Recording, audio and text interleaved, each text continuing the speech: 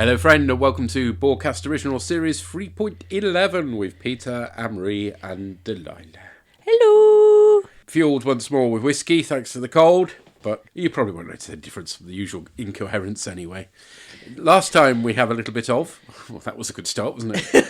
Turned into bloody Yoda now after a few whiskeys. You've been watching too much Mandalorian. Strong in the Scotch, are you?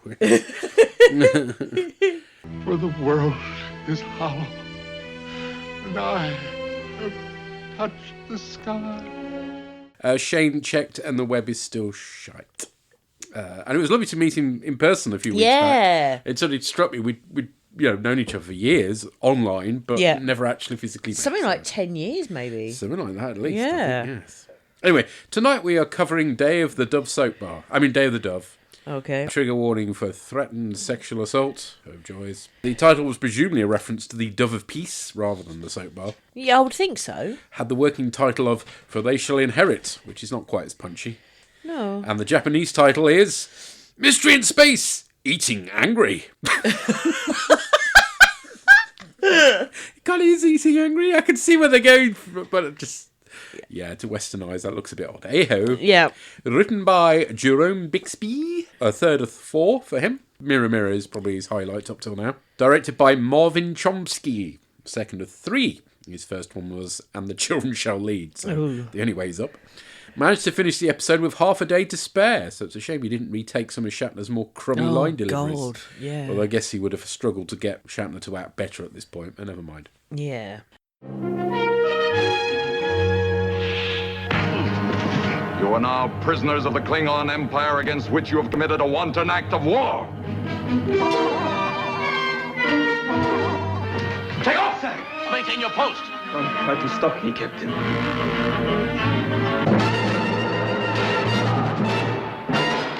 If the alien is creating these events, Captain, it is apparently capable of manipulating matter and mind. This one appears to be strengthened by violent intentions. It exists on the hate of others. You don't die yet. I now control this ship's power and life support systems. You will die of suffocation in the icy cold of space. So, there's been a distress call that a colony is under attack, and a red shirt, Kirk, Chekhov and McCoy beam down. Johnson. I said we cut off your Johnson! Exactly. And he does get cut up later on as well. Well, there we are. They beam down. There is no evidence of the colony, nor of any destruction, but there's a swirly thing. I hate to go all technical on you, but all hands on deck, swirly thing alert! Spock hails from the Enterprise and says a Klingon ship has been detected. Hey, no Spock in the away team, though. No. That's progress. Yeah. Wow. Johnson's, by the way, played by David Ross, who's been various security bods in 7 stories before this, including one where he was credited as being Lieutenant Galway. Oh. Yeah, which is a bit of a shame, but there we go. As I say, continuity out the window at this point. Yeah. Well, you say out the window at this point, it's not like they've had lots of it before. No, but it's gotten worse since Roddenberry left, it has to be said. Sulu detects evidence of explosions, and then the ship is drifting, but the Enterprise didn't fire. The Klingons beam down, and one of them slaps Kirk. It's not an attack, it's not a punch, it's a bitch slap. It is, isn't it? And is it just me or the Klingons been more blacked up for this episode? They have been, and Michael Ansara is very blacked up, it's nasty. Playing Kang. Of course, he returns as Kang in Deep Space Nine's Blood Where Oath, he's not blacked up. When he's not blacked up. No, and we watched that the other day as it happens, cool. as part of our rewatch. That was a nice bit of fortuitous timing. Yeah. And he's absolutely brilliant in that as well. Yeah. He's also in Voyager, the Season 3 anniversary special flashback. Yeah, we won't dwell on that. He was also in Buck Rogers as Kane. Yes. Elric, the techno wizard in Babylon 5. Techno Mage, yes. I like him in that, when his interaction with Londo and then Veer. Yeah. Yeah. Oh, I believe it was an endorsement you wanted. A word or two, a picture to send to the folks back home, confirming that you have a destiny before you. Yes, it was just a thought, nothing more. We'll take this for what little it will profit you. As I look at you, Ambassador Mallory, I see a great hand reaching out of the stars. The hand is your hand. And I hear sounds The sounds of billions of people calling your name. My followers? Your victims. Voiced Mr. Freeze in the Batman cartoons. And in the 50s and 60s, he was never out of work. Yeah. Well, this is a typically strong performance from him. Oozes threat. Yeah. But he also has a sense of humour as well, which I quite like, and a sense of honour. Yes. He's a very Klingon. Yes, he's good. It was originally going to be John Colicos as Cor, Oh, okay. returning from Errand of Mercy, but he had a film commitment, which means he wasn't available. But it's interesting that Kang knows Kirk, who, presumably you think he has a reputation in the Klingon Empire now, although apparently the line probably dates from when it was going to be Cor as the commander. Yes. Although, doesn't Kirk also know Kang? He does, yes. Yeah. And again, he would have known if it had been Cor, it would have made more sense. Yeah. But well, you reputations. But also, they can have adventures that we don't see. Yes, that's allowed. It's when they start recreating them in spooky AI that I start getting disturbed. But anyway, let's not dwell on that. No. Anyway, he says that the Enterprise attacked his ship in an unprovoked act of war, so he is claiming the Enterprise. And that's your teaser. Pretty strong stuff. Excellent. And then after the teaser, you see that flickering light again. There's mention of the treaty, which is presumably the Organian peace treaty. Yeah, it says it's been in effect for 3 years. 3 yes. years. So more time has passed than you might think. But anyway, that's okay. But it has to be said, where are the Organians now? They've obviously buggered off. They've given up on them or something. I don't know. Or they're not powerful enough to override the great ball of fire that we're dealing with here. Yeah, or the flickering thing got them to fight each other or something. I don't know. Because they've got the Organians to fight each other. That would be weird, wouldn't it? Yes. Anyway, Kirk is like, no, we've come down to save this colony. And he's like a colony of the invisible. Yes. Like that. And he's like, I'm going to take your ship. And Kirk says, go to the devil. And then he's like, we don't have a devil. But, I know what you mean. Yeah, Feklir turns out, wasn't it? In Devil's Due. Although he wasn't the devil specifically. They got round that by saying he was the guardian of the underworld or something like that, yeah. But that's near enough, isn't it, surely? But anyway. Well, I don't know, because the devil in any culture that has one is evil. The guardian of the underworld isn't necessarily evil. Do you see what I mean? Trying to keep people out rather than keeping people in, I suppose. Yeah. Yes. Or maybe not look nice or be nice, but it's not the same as the devil is supposed to be evil. Yeah.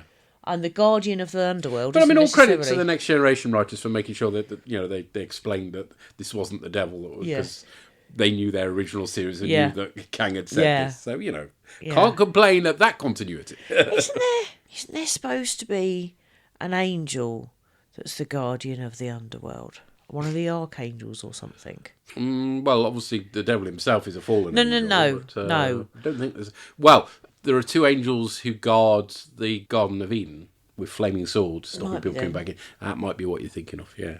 As I think it's Islam that has one of them weighing your soul. All right. That would be an ecumenical matter. And as in, so I recognise the name, but it's just that Islam has a different role in Islam compared to Christianity, if you see what I mean. But I recognise the name of the angel or archangel or whatever it was. Anyway, obviously being an angel, it's not an evil being, is my point.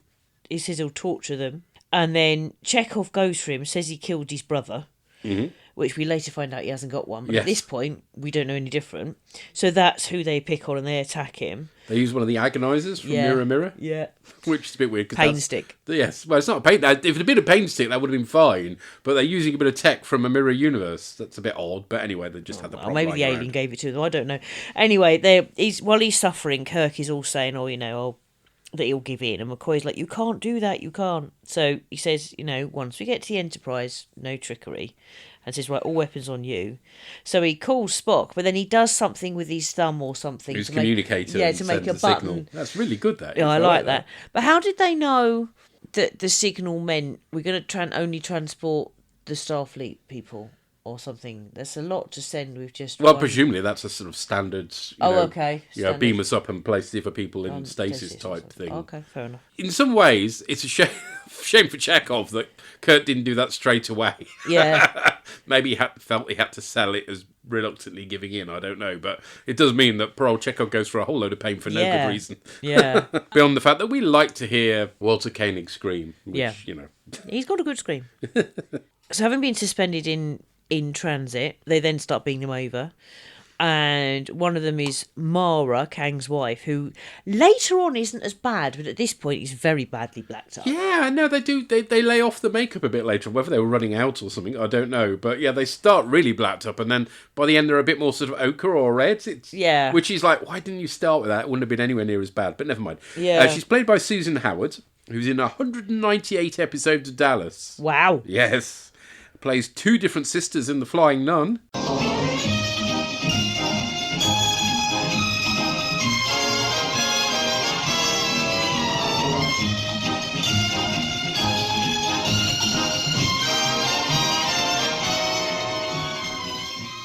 Hurrah! And is, of course, our first female Klingon. And they got a strong actor to play her, which is good. I'm really impressed with her in this. She gets a bit of purple on her costume, did you notice? Yes, 2 little bits. Yeah. And I like the fact that it's a relatively practical outfit, rather than the usual revealing boob-clinging number for the original series. Yeah. It's quite the eye makeup and wig that she's got, which is a season 3 thing, isn't it? Yeah. And it's cool that she's a science officer. Yeah. She's not just there as the captain's babe, but she's got a role to play. Yeah. And she has cool boots. She does have amazing boots that go all the way up. Yeah. It's just a shame she ends up being sexually threatened, but never mind. And Mara says that, we've heard all about the Federation. It's all death camps and torture. And the swirly light is following them.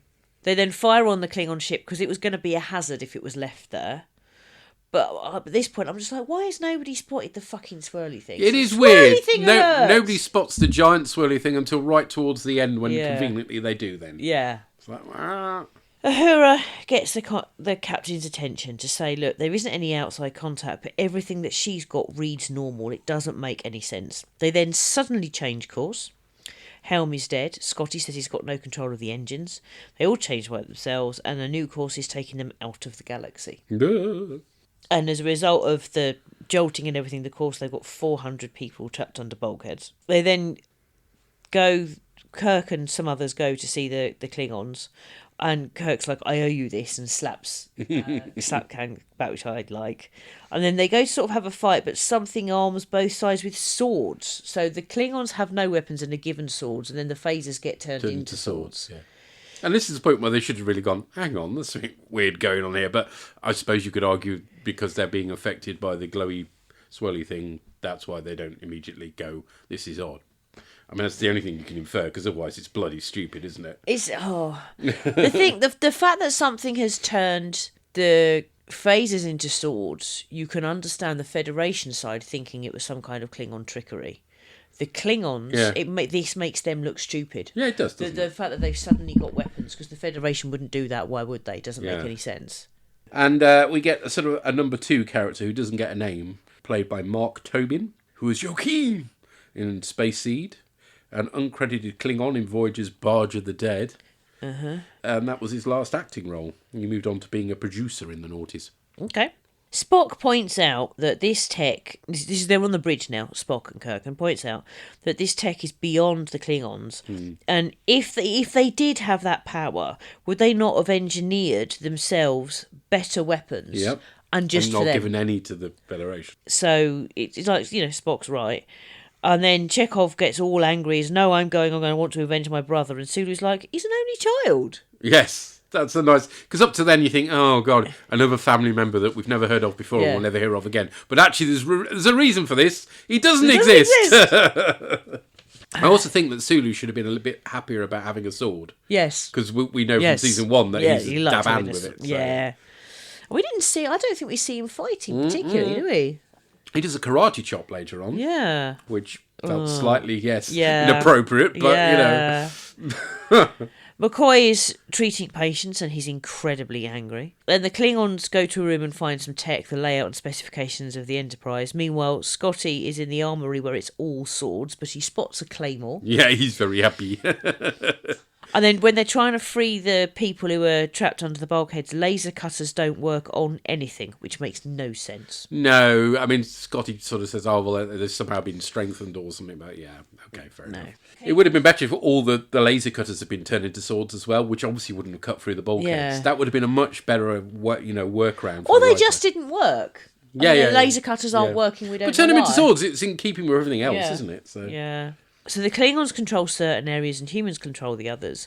But Spock is reading more life energy than the Klingons and the humans. That's not right. The Klingons then dive into the Starfleet guys in engineering, and the swirly thing then, sort of appears and disappears, and the Klingons all go, victory, not Qapla'.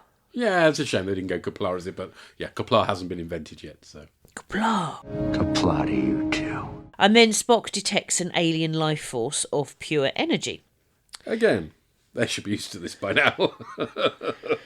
They're trying to call a truce because, to defeat this being. But McCoy objects to the idea of truce because we all know about the Klingons and their slave labour and their death planets, and we should wipe out every one of them. And Kirk's just like looking at him. He goes, no, this alien is the enemy. Mm-hmm.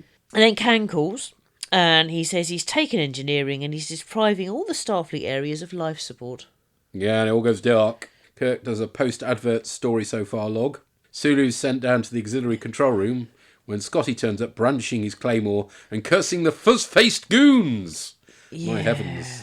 What time is it, Eccles?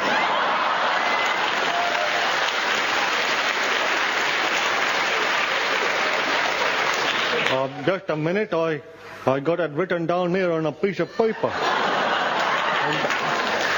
A nice man wrote the time down for me this morning. Oh, then why do you carry it around with you, Eccles? Well, if anybody asks me the time, I can show it to them. He accuses Kirk of jeopardising the Federation by giving the Klingons access to the Enterprise. Then he's racist to Spock. Oh, it's horrible, this. Who is as rude as he ever gets about humans in return. Kirk gets between them, then he's racist to Spock and realises they're all under the fluence. He turns the Shatner up to 11 as he rails against what's happening to them. It's really unfortunate that Shatner has just given up at this point, clearly. He doesn't want to be in this series anymore, and he's just acting really badly. It lets the whole story down, but there we go. Spock reflects that they're prawns in somebody else's game. Power comes on, but not due to anything Sulu did. No, he's in the Jeffries tube, isn't he? He's looking at it and then it comes on. He hadn't touched it yet. Yeah. On the bridge, they use sensors to find the alien. Kang realises he's not in control of things. The great ball of fire wanders the corridors to the reactor and Spock and Kirk head off to intercept it. Chekhov takes out a Klingon, then gets all rapey on Mara. Oh. Such a shame they had to go there. It was an interesting story up till then. It's just like, oh, really? Kirk turns up and punches his ensign's lights out until Spock holds him back, pointing out Chekhov isn't responsible. Well, we hope not. There's more terrible shacking as Kirk wanders off with Chekhov in his arms, talking to no one. In sickbay, McCoy diagnoses paranoid mania in the ensign. Apparently the crew's serious sword wounds have also been miraculously healed, and their Johnson has been restored. Hurrah! McCoy apologises for his earlier behaviour, as does Spock.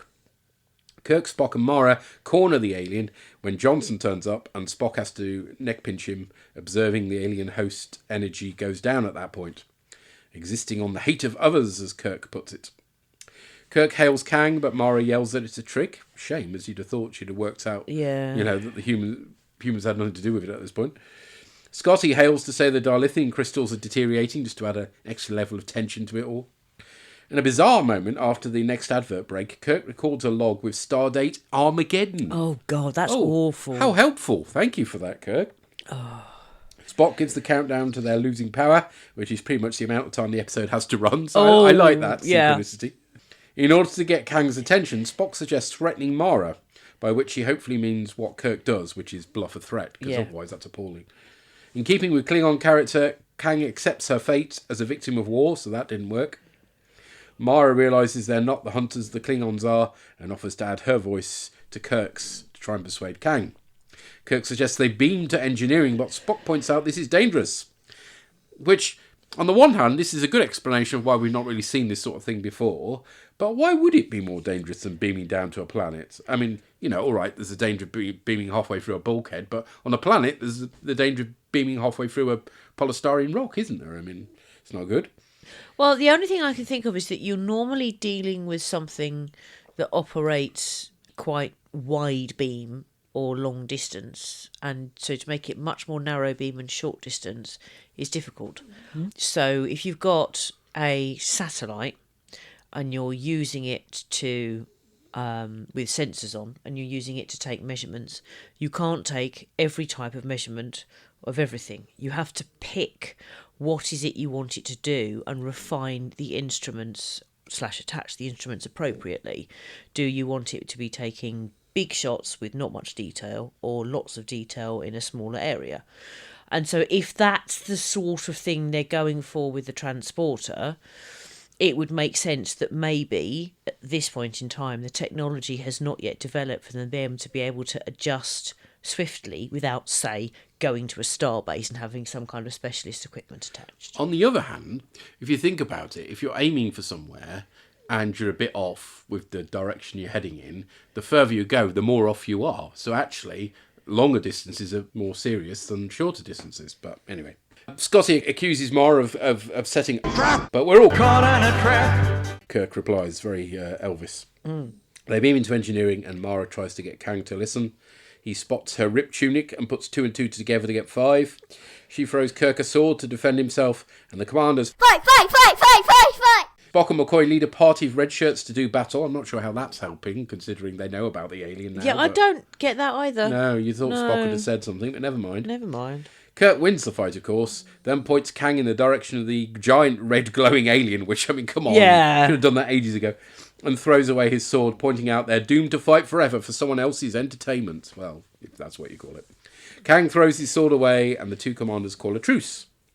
Kirk tells the ball of fire to get the hell off his ship. Now get the hell out of our galaxy! Accusing it of being a dead duck, which is an interesting phrase to have survived to the 23rd century, isn't it? Yeah.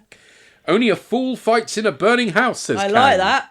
That's very Klingon-y, isn't it? Yeah, I like that. And joins in the laughter at the ball, which buggers off. Which is a nice ending. The Klingon gets the last word. I love the way he slaps Kirk on the back and yes. Kirk nearly falls over. Yes. Brilliant, I love that. Shatner's wig nearly comes off. It's amazing.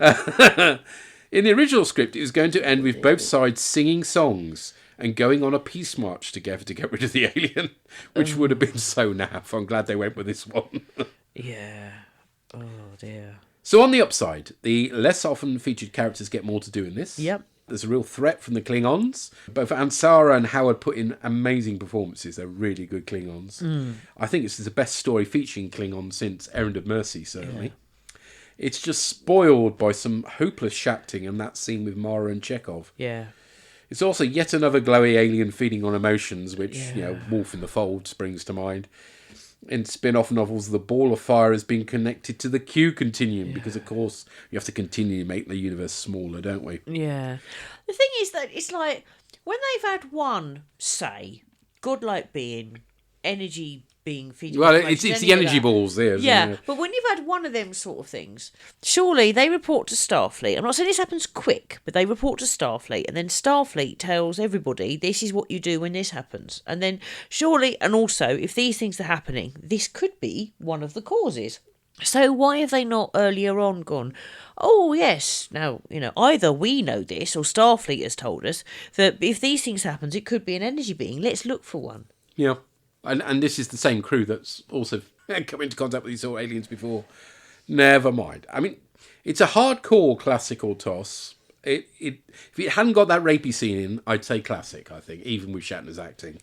But like some of the otherwise strong episodes of season 1, it's badly let down by the sexual politics of the time. So I wouldn't go as far as to say it's complete TOS, but it doesn't quite make classic as a result, which is a shame. I think the other reason it doesn't make classic is the blackface. It's awful. It is particularly bad in this one, isn't it? Whereas it's been bad before, but it's never been as bad as this. This is terrible. And as I say, even within the episodes, it doesn't make any sense. Yeah, it gets better. It's like, what? You've become less black now? What's going on? And maybe it's gone from blackface to redface. I don't know, but it's wrong. But it's at the start. Yeah, it's awful. Grubby. You just look at it and go, oh no. It's almost like there were 2 makeup artists and they never spoke to one another. But they're both, I mean, it's wrong, but it's particularly wrong like that. It's just, no. So for me, it's the 2. There's 3. Shacting, blackface, and rapiness. And I mean, I get it.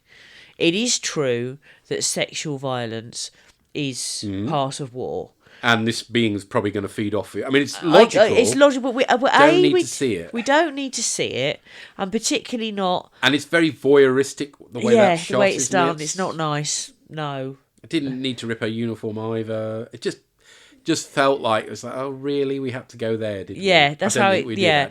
Whereas it would have been acceptable in something that had, for a start, more women characters rather than the only woman character.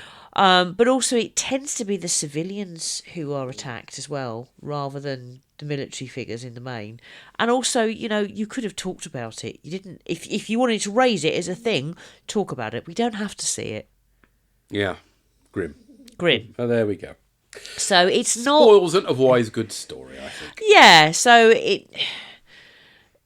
it's one of those things where I enjoy it? No, actually, I was trying to look at my phone a lot, not because I was bored, but because I was feeling really uncomfortable, actually. But it isn't TOS, because for me, TOS is something where if Chekhov hadn't been under the influence of an alien and he'd done it, that would make it TOS. But he is under the influence of an alien here. And all right, so it's slightly derivative, the story, but it's still I think it's a well-told story, that rapey business aside, and well acted. It is, but except for Shatner, and we kind of got used to that by now, to be honest.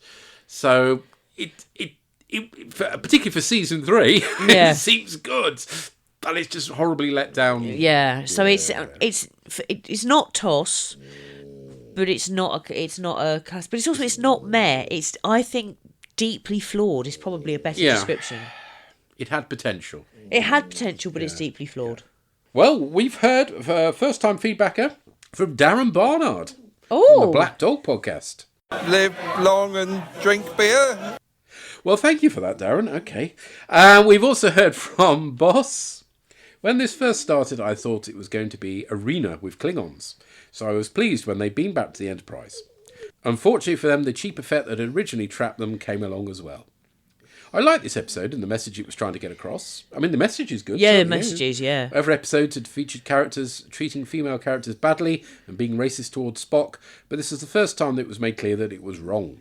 Actually, that's a good point. It is made clear in both cases that behaviour is not remotely acceptable. Hence Kirk slapping Chekhov around, which ordinarily you've gone, ooh, but here it was like, go on, knee him in the groin as well. But also with the racism towards Spock, Spock calls out his own attitude, and they talk about it, so that's a good point. It's a good point. The way to resolve their problems was to talk and work together.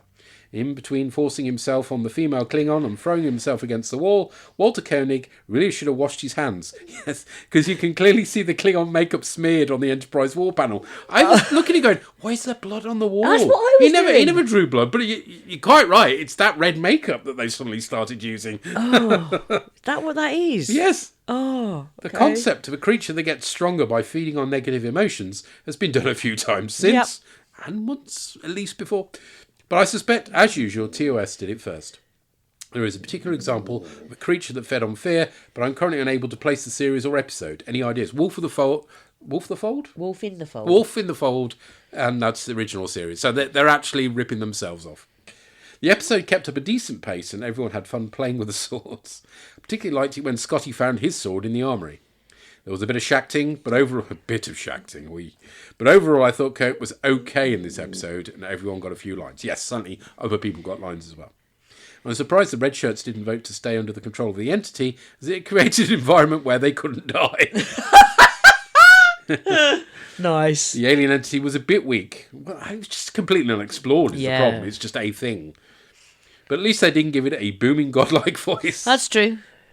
I know my standards have probably dropped now. We're in season 3, but I thought this was pretty good. It's good for season 3, I think it's fair to say. Yes. And you're right, it does actually call out both the sexual violence and the racism, where previous episodes haven't. I don't think it needed to show as much as it did, as lecherously as it did. That's the issue for me. No, I agree, but it's the fact that it calls it out is something. Yeah.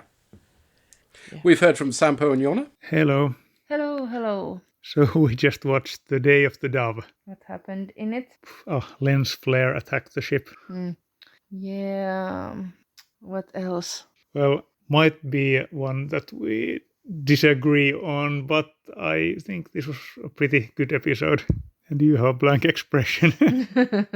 I guess it was okay, since it was rude only when the Klingons had their black faces on. Well, yeah, but that's the original series they can't do anything about that really. Yeah. At least they were redesigned later. But I know it wasn't very subtle, but I don't know, maybe around these times, the stubbornness to bring peace in sort of endless madness and war, that's maybe a bit comforting. Yeah, and I think it was openly I trying mean, not to be racist. Some of the people were racist and it was treated like a bad thing. Yeah. Instead of a joke like usually. They also hated being a racist. I mean, it was for Spock, it was a repulsive idea to hate someone for their race. Even though when they encountered a new race they haven't encountered before, they kind of treated the entity not well. But I guess it's them, they had it coming. It was basically just making them fight for fun. So, I mean, I guess even though it was a bit sad that in the end it was laughed out of the ship. And so he was basically defeated by the ending laughter just before the credits. I think the blob was seen as being ashamed when it floated away from the ship. I felt sad for it. Ashamed or just underpowered or defeated? Ashamed. Yeah. I think here Star Trek was way ahead of its time because I think the blob was really a very good description of social media. You know, it lives off negative energy and just creates conflict where there shouldn't be any. I think it works very well. Like the garbage fire that's Twitter/X these days. So yeah, true. You weren't a fan of the Klingon woman being silent all the time. Yeah, in the scene where Kirk and who was there with him? Spock.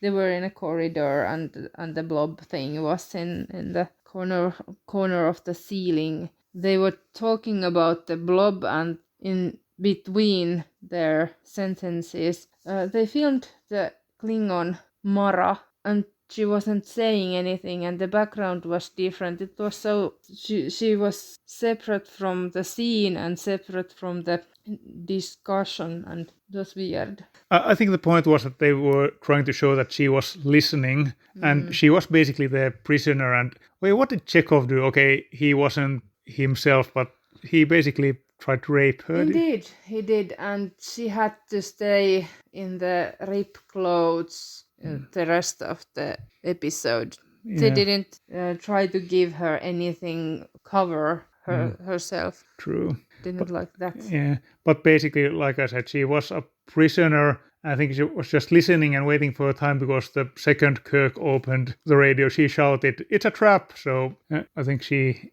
actually was competent, and only when she realized that the Federation actually weren't about to kill her, then she started talking and looking at the facts and started working together with them. So I actually thought it was a pretty good depiction of a woman. Yeah, okay. Do you know what was funny? Well, when Scotty went to some kind of room with all the facilities, and then the blob was changing the room, and he said, "I've never seen so many beautiful antique objects before." Yeah, and of course there was one Scottish weapon there, you know. Oh, yeah, the one with red. Yeah, the claymore or something.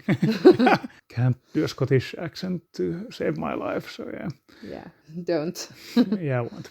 But yeah, in the end, characters were put in a clearly insane situation that didn't make sense. Again? Yes, but they realized it was, and they tried to understand it the best they could, and in the end they understood it and defeated it with logic, and that's... Yeah, and beat it with laughter instead of force. Yeah.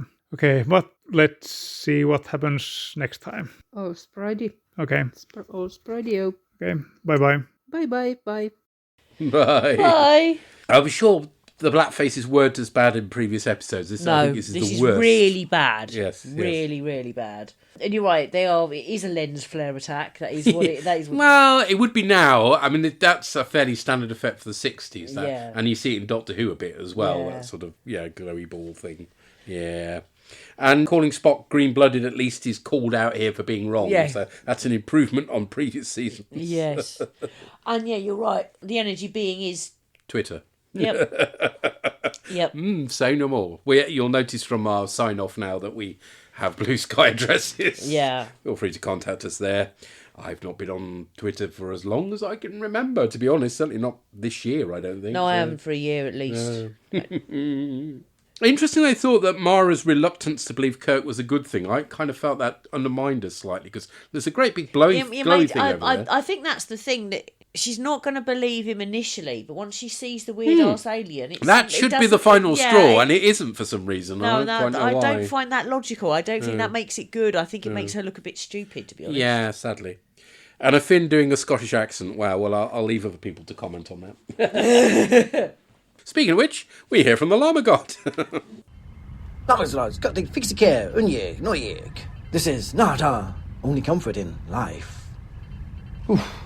Bloody hell. Well then, okay, alright, I guess let's give this a shot, shall we? Now, in keeping with the last time's story, I'm kind of tempted to start this with, now, there's some good ideas at the heart of this episode, but they're very much wasted by the production, and I guess broadly speaking that is true, but also not. The crew of the Enterprise are held against their will and forced to fight a foe for someone else's amusement. Yeah, that kind of feels like it's been done before. We've got Arena, the Gamesters with Triskelion, and it's been done better. I guess Gamesters with Triskelion was also slightly dodgy, wasn't it? Slightly? Very. But it's a little bit different, I guess, given they're all trapped on the ship because of budget. But apart from that, the beats of the story are very familiar. So yeah, we can't really give them anything on originality and ideas either. I mean, I guess maybe in the 60s when you didn't have DVD players or streaming, etc., but I'm not going to feel for that either. And actually, yeah, this episode, it's grim, isn't it? We'll immediately tackle the badly painted elephant in the room, the blackface. The blackface is absolutely awful. I mean, I know that Star Trek has been guilty of this so many times before. I mean, the Klingons' very first appearance, John Kalikos was in horrible blackface, but this is really awful stuff. It's like they've just slathered boot polish on, so it's really thick and glistening, and it's just bad. It's really bad. Not just from a racist point of view, if you can say not just from a racist point of view, but it just looks really icky as well. It's horrible. It's over the top. It's unnecessary. It just wasn't needed. I mean, yeah, I know it was the 60s and all that, but yeah, it's not great, is it? It's not great. And to be honest, it was so bad and made me so uncomfortable with just how pronounced it was that I nearly turned the episode off. Nearly didn't finish this one. So yeah, not great there. Not great there. The inclusion of a sexual assault scene as well, which is also just unnecessary. Yes, Chekhov's gone a bit bad, hasn't he? It's his turn to go mad for this week. Guess it makes a change from Screaming. It's not a good change from Screaming, but we need to show that he's gone bad, and to do that he attacks a woman. Yeah, no, again, it's not necessary. It could have easily done without that. Thank you very much. The fact that Kirk doesn't handle it very sensitively afterwards as well isn't great either. I mean, at least he doesn't grab Mara and shake her violently like he has done women in the last few episodes, but again, it's just not great. It's not handled well, so yeah, very, very icky. And to top it off, and probably slightly a minor complaint here, but whatever, but is the fact that when all the ship's armaments are turned into swords, Scotty gleefully grabs a sword and announces with delight, "It's a claymore!" That's not a claymore. That's not a fucking claymore. Claymores are longer than that, and they're two-handed swords. Can't even get that right. Well done, I don't think. So yeah, I could go into the story more than that, but I really don't want to. Guess the only other thing I'll say is that there is indeed so much that's left unresolved at the end. They're still hurtling towards the edge of the galaxy. I mean, I assume that they can stop the Enterprise, given they're taking control of the engines again, but the dilithium crystals have still only got like 6 or 7 minutes left by this point, so how are they going to get back? There are still Klingons on board. Are the Klingons still going to try and take over the Enterprise? They wanted to do that anyway. I don't think the energy being that was manipulating them was anything to do with that, so there's just so much left unresolved at the end of the episode. It's just ridiculous, not satisfying at all. So yeah, basically not impressed with this one. Is it classic or is it TOS? I don't even want to call it TOS because that gives TOS a bad name. Basically speaking, this was awful. Yeah, nothing more to say than that, I don't think. So as ever, I'm looking forward to finding out what other people made of this. I hope that everybody is coping given recent news and world events. And until next time, glory to you and your cast. You give TOS a bad name. Worst blackface ever. Yeah. I don't know why, but it does seem... And as I say, it even changes in the episode as well. It's so odd. Yeah. I didn't know about the Claymore. No. Well, there you go. That's even worse then. But to be fair to them, they're not fighting for other people's entertainment this time around. It's kind of feeding off their anger and stuff. Yeah. Which, again, I'm sure was the plot of Wolf in the Fold, but hasn't come up quite so often. So, yeah. And in terms of so much unresolved, yeah, you're right. Okay, so they've got rid of the energy being. Are they now going to start fighting for control of the Enterprise? You don't know. Yeah, They've I mean, got 6 minutes left. You of get something. the impression that, as happened with Core, that Kang has now got a grudging respect for Kirk as a great fighter or some such. So I can forgive. But yes, they probably should have said something about the fact that they were able to control the engines, and now they're limping home on a warp 0.0 or something to try, so they don't waste the rest. Or of their they were on their systems. way to a neutral somewhere where they're going to drop the Klingons off, and then the Klingons can hail their own people, or the result of the engine energy being fucking off. Their power is returned to normal, or they return to their original point in space. In Next Gen, that happens quite a bit, doesn't it? That they return to their original point in space or something. Yeah, there's bits missing there, isn't there, really? Yeah, it's not a complete picture, I think it's fair to say. But I wasn't as cheesed off with it as he was, but I can understand why he was. I think I'm between the two, given how often I felt uncomfortable. I ended up looking at my phone, not because I was bored, but because I was really genuinely very uncomfortable. And we've heard from the Pie Man. Will he have spotted the Claymore Oh, gaff? yeah. Hello, Orgs. Barry here to talk about Day of the Dove. Now, actually, and, just as a kind of off-the-cuff review of this episode, I didn't think it was that bad. I actually, have we had fun with this one? Yeah, it was a decent enough episode. Some decent action. Not a bad concept. The basic idea of an alien that lives off kind of hate and anger, trapping two equally matched sides, providing them with weapons to encourage the most brutality and fueling their rage to make them kind of hate each other, to give them eternal battle. It's a very much thinly disguised metaphor of, depending on your point of view, at very least the military-industrial complex, if not potentially governments around the world. Bearing in mind this was, what the Vietnam War was in full swing at this point, so quite a bold political statement to have our cast literally stand and address the camera and say, we're not fighting your war, we're through with you, we're better than this, pointing out that bigotry is part of the problem, all of that stuff. Again, one in the eye for the people who say, either who say Star Trek was never this political with New Trek, I give you this, and also quite often say, but TOS was more subtle. I give you this. It's not subtle about its messaging. Not at all. And there were some nice touches, like when McCoy goes off in his, it's Klingons, you know what they are. And both Kirk and Spock kind of give him a look of, odd. And I like the fact that people suddenly get the idea that either when they notice it in other people, they don't notice it themselves. They quite often don't notice that they're being angry and racist, but they do notice, everyone's a bit off. And I love the reveal, actually, as Chekhov's been going about Pewter, that Sulu suddenly says, Chekhov's an only child. Pewter doesn't exist. Pewter. Sorry. But and I thought that sort of thing actually was quite good. Fight scenes are pretty well staged. There are some horribly unfortunate things in this episode, however. So one of the worst ones is I think probably the worst on it, top of the list, is the sexual assault, or attempted sexual assault. It's not needed. I could see someone, the problem with this is, for starters, you've got to ask, I'm not saying never have sexual assault in a plot, but you've got to ask, did it contribute anything in this? No, aside from, frankly, made you dislike Chekhov more.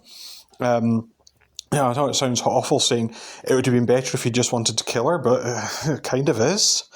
But the second thing is, that's the problem, is you always get this sort of slight sense that there's a bit of a creepy leering behind it, which just makes you feel icky and uncomfortable. I can't imagine what it's like for a woman to watch that. Probably significantly more horrible. So there's that. The other thing is the Klingon makeup. Now, I'd have to go back and watch. I think I commented that the makeup was a bit heavy and verging on blackface on the Klingons in Errand of Mercy. I can't really say it's not verging on. It's absolutely blackface in this one. I don't know if it's the HD making it look worse, but it really seemed lathered on. They always, it's quite obvious. It's very iffy. And it is also a problem. It was an interesting thing I read a while ago talking about how quite often Klingons, as well as having various codings within multi-political things, were quite often black-coded. They're quite often played by actors of colour. The fact that quite often that's used on a race that's quite often called savage and violent is kind of an uncomfortable comparison. And to kind of throw that in with the blackface is, I think probably elements, these are elements which, if you took those out, if you didn't put the Klingons into blackface, if you just took out the sexual assault, or the attempted sexual assault rather, the episode would be significantly better because you wouldn't have these uncomfortable connotations, and you could actually get into, still pick at things like, yes, Kirk's the one getting over it, he's sort of leading from the front, and that's Kirk for you. You could get into more of the sort of actual meat of the episode, and like I say, generally the message that we shouldn't let hate fuel our actions, and it only benefits certain people, and that laughing at them kind of took away their power. It's not a bad message. It's just that there's some horrifically 1960s stuff that makes the episode not something I could ever recommend someone to watch, even though, like I say, I had quite a bit of fun with it. So yeah, that's that episode. So all that remains for me to say is do keep up the good work. I always look forward to the podcast and I hope to be back in the next one. But until then, bye for now.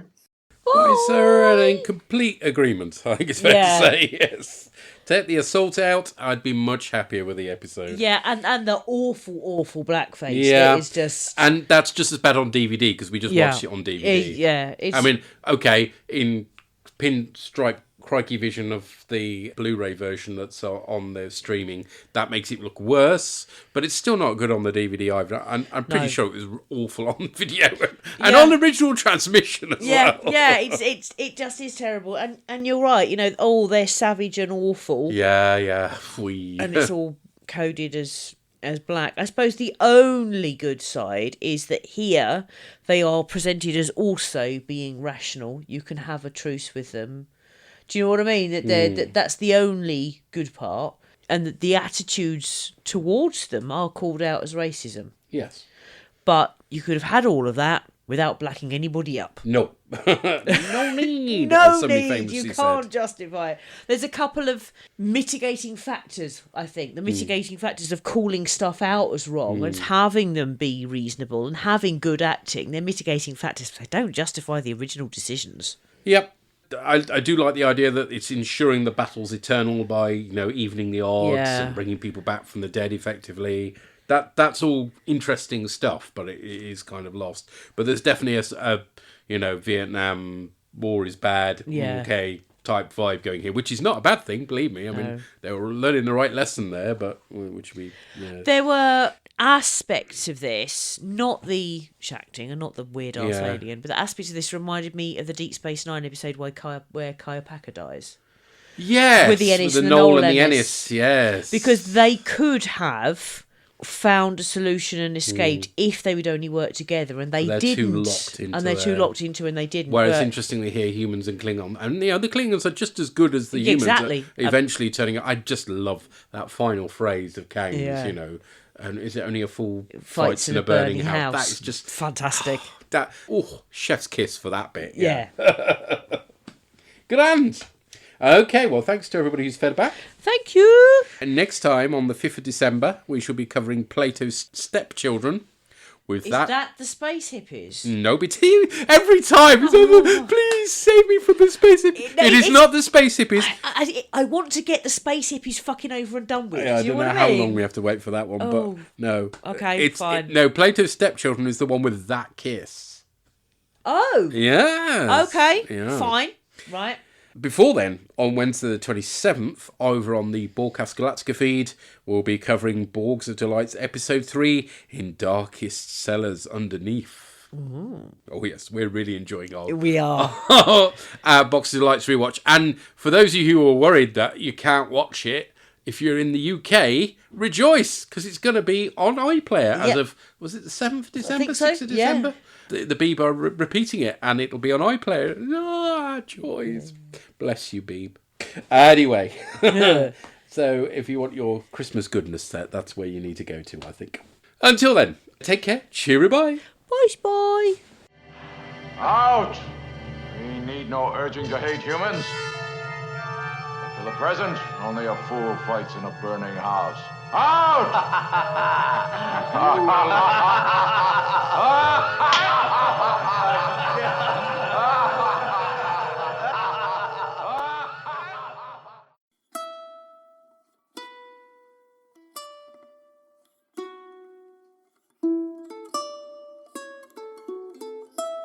The Star Trek theme was written by Alexander Courage, and here was arranged and performed by Drew Barker. The artwork was created by Andy Palastides. All music referenced is for illustrative purposes only, and no copyright infringement is intended. Find our website at borgcast.libsyn.com. We have a Facebook group which you're welcome to join. Send emails or MP3s to borgcast@gmail.com. Find us on Blue Sky at broadcastammo.bsky.social. And I'm at revorg.bsky.social.